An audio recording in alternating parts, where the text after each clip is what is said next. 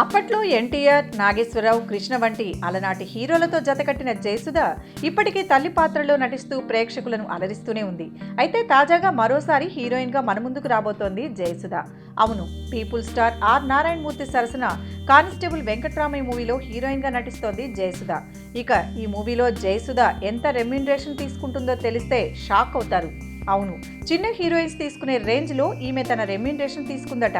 అయితే ఈ కానిస్టేబుల్ వెంకట్రామయ్య మూవీకి అక్షరాల 75 లక్షల రెమ్యూనరేషన్ తీసుకుని షాక్ ఇచ్చింది జయసుధ. రొటీన్ కమర్షియల్ సినిమాలకు భిన్నమైన సినిమా కావడంతో ఆమె అంత రెమ్యూనరేషన్ తీసుకుందట. ఇకపోతే ఈ సినిమా పోస్ట్ ప్రొడక్షన్ పనుల్లో బిజీగా ఉంది. ఒకవేళ అవి గానీ త్వరగా కంప్లీట్ అయితే ఈ సినిమాను సంక్రాంతికి విడుదల చేయాలని మేకర్స్ భావిస్తున్నారు.